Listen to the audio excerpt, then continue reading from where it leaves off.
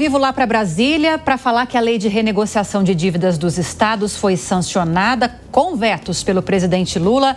Os detalhes a Aline Beckett conta agora para a gente. Aline? Oi, Lívia, olha só, exatamente, a lei foi sancionada com vetos pelo presidente Lula, esse projeto de renegociação da dívida dos estados, que promete e prevê a possibilidade de redução de juros, ou melhor, de zerar os juros que atualmente soma 4% aí ao ano em relação a cumprir essa redução dos juros pelo valor da inflação, pelo índice da inflação de acordo com o IPCA. Mas os estados vão precisar cumprir algumas condições para que eles tenham essa redução dos juros ao decorrer da implementação aí desse projeto de lei. Os vetos e as alterações feitas pelo presidente Lula são os seguintes: são trechos que foram acrescentados pela Câmara dos Deputados com a possibilidade de utilizar as verbas de exploração de recursos naturais, como petróleo, gás e energia, e também a utilização do Fundo de Desenvolvimento Regional. Isso foi vetado pelo presidente Lula. Lembrando que esse Fundo de Desenvolvimento Regional foi criado num projeto da reforma tributária justamente para essa dívida dos estados. Mas esses foram os vetos do presidente. Eu lembro a vocês que na semana passada, o ministro da Fazenda, Fernando Haddad, juntamente com o ministro da Casa Civil, Rui Costa, o líder do governo no Senado, Randolfo Rodrigues, e também o presidente do Senado, Rodrigo Pacheco, que é o autor dessa proposta, fizeram uma reunião justamente para bater o martelo sobre esses vetos, e o ministro da Fazenda acabou adiantando aos jornalistas na semana passada de que tudo que tivesse impacto primário à economia seria vetado, e assim foi. Apesar desses vetos, a redução dos juros e também o alongamento dessa dívida, ele vai ser mantido, mas aí os estados vão ter a oportunidade de utilizar ativos para poder conseguir reduzir esses juros.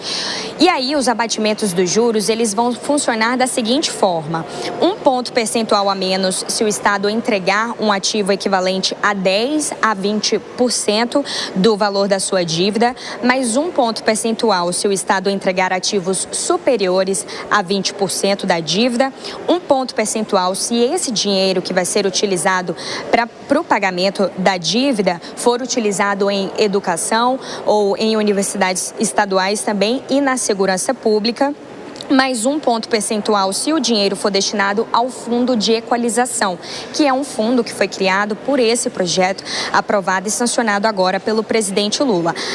Além disso, o texto vai permitir aí também que os estados possam pagar essa dívida em até 30 anos. Hoje, eu destaco a vocês que o valor total da dívida dos estados soma 760 bilhões de reais, e a maior parte dessa dívida estadual está concentrada nos estados de São Paulo, do Rio de Janeiro, Minas Gerais e também o Rio Grande do Sul. Segundo o governo federal, o impacto estimado aí com o Propag agora será que os estados possam pagar somente o IPCA, que eles possam se adequar, reduzir esses juros e sanar esse pagamento através aí do IPCA, que possam pagar somente ele. E aí os estados vão precisar também destinar 1% do valor dos juros pagos a esse fundo de equalização previsto nesse projeto. Essa sanção do presidente Lula foi publicada hoje no Diário Oficial da União. Lívia.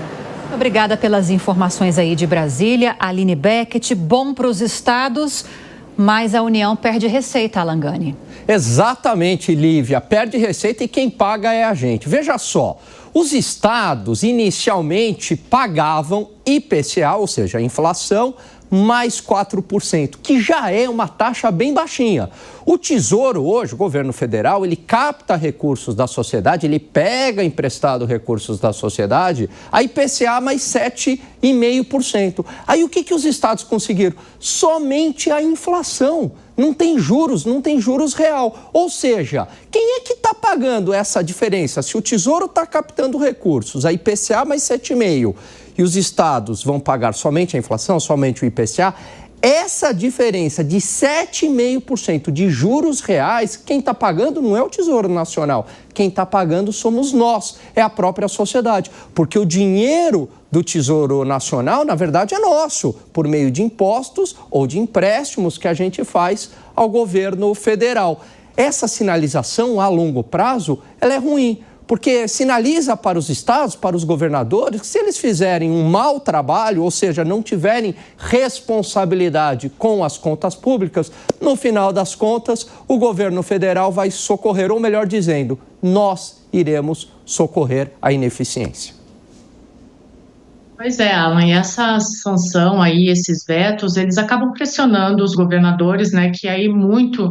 A gente ouve falar que os governadores estão sempre pedindo um pouco de asilo, né, para não usar uma outra palavra, mas asilo à União. Agora, essa situação acaba complicando um pouco mais, né? Fato é que é um movimento calculado do governo Lula, numa tentativa falha de equilibrar os interesses econômicos, políticos e sociais, mas que acaba colocando a corda no pescoço dos estados. Um exemplo clássico de governança no sistema federativo complexo, onde o desafio que ainda não foi encontrado é buscar soluções que conciliem o alívio financeiro e a responsabilidade fiscal.